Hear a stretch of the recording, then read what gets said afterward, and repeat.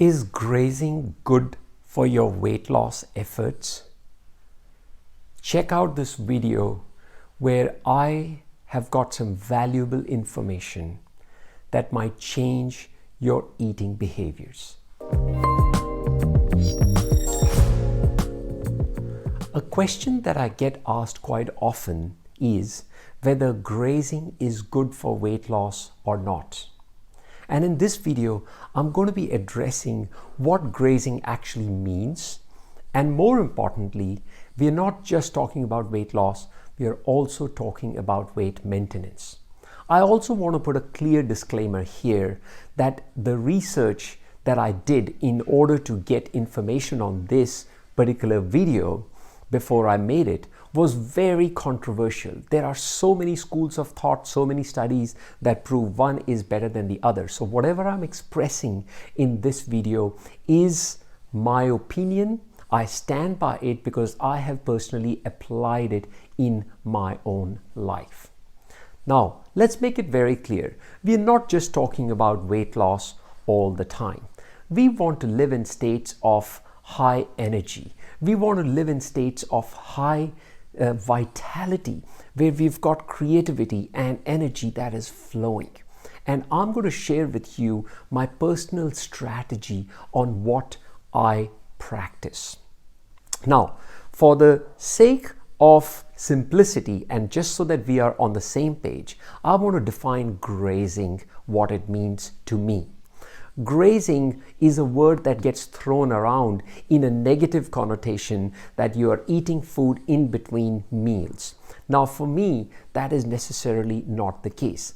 I use grazing as a technique where I spread my calories all through the day. The simplest way to put it is I have small, frequent meals. But what I necessarily do, and this is the important bit, is that I have my meals in a window of a time block. What I mean by that is most of my main meals are between 8 a.m. in the morning and 6 p.m. in the evening. And then I'm left with almost 14 hours of fasting. So grazing for me is not just eating all through the day and late at night, but it is eating within a time block. So I'm combining the benefits of intermittent fasting, which I have covered in a separate video. See, we have to understand that eating large meals in a day is not really healthy. Most of the people who I meet are starving themselves throughout the day. They have a coffee and maybe a muffin or a piece of toast in the morning for their breakfast. They starve themselves all through the day, and when they come home, their bodies are starved and they are hungry, and the biggest meal of their day is the dinner. And what do you do after dinner? Well, you just go to sleep or watch some television, which is a very unhealthy way for someone who's trying to lose weight and maintain their weight. So this is what I have come up with. Large meals cause us to have a spike in our blood sugar levels, and whenever there is a spike in blood sugar level, the body compensates it by increasing the blood insulin levels. Higher the level of insulin in your body, more is the risk of developing insulin resistance by way of type 2 diabetes, metabolic syndrome, and the cascade of things that happen after that.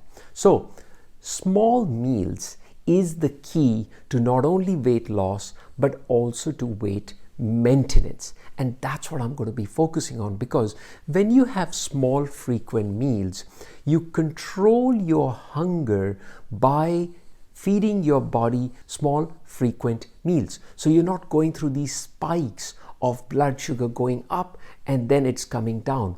Because really what happens when you're fasting for a long period of time, it triggers the famine response, or it's a variation of stress response. The body thinks that there is not enough food. So what happens then?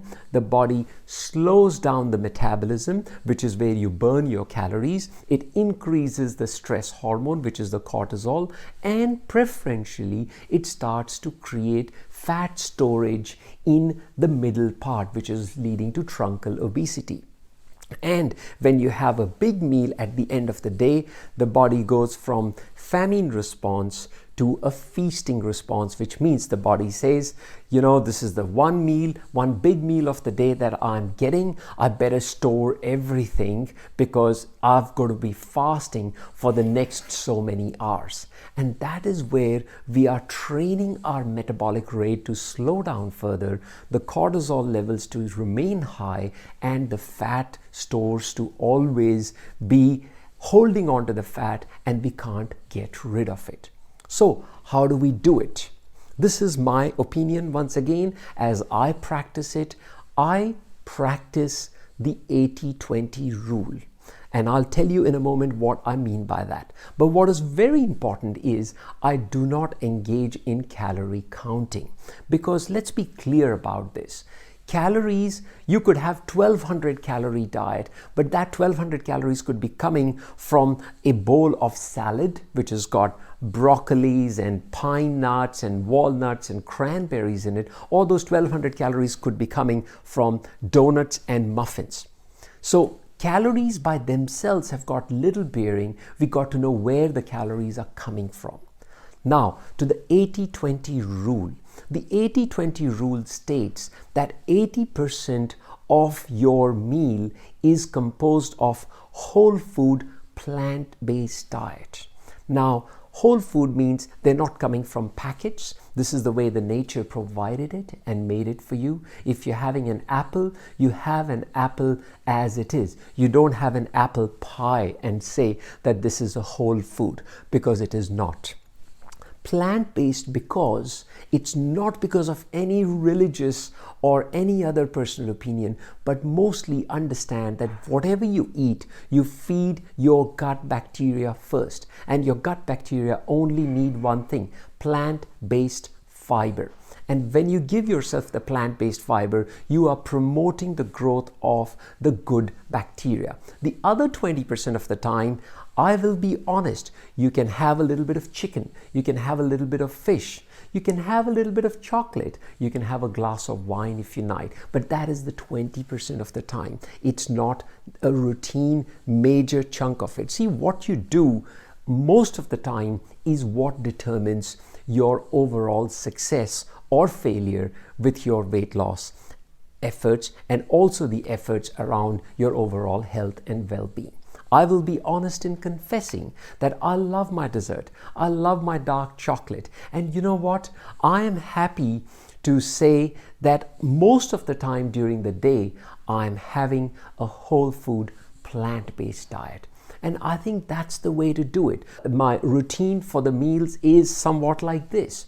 8:30 in the morning, I have my breakfast. On certain days when I have to go to work early, I have an earlier breakfast. Then at about 10:30, I generally have either my smoothie, or I have, if I'm not having my smoothie, I have a cup of coffee. In the afternoon, I generally have some salad or something which is based out of things like chickpeas, spinach, and some kind of a salad. Then again in the afternoon, at about 3 or 4 o'clock, I have a piece of fruit with a cup of black tea. It is generally either green tea or black tea. And then in the evening, there is a healthy, wholesome dinner that I have at about 6, no more than 6:30. And mind you, I still love a piece of chocolate with an after dinner cup of tea, which is generally like a chamomile tea or a fruit infused tea. So that's like my daily routine on most days.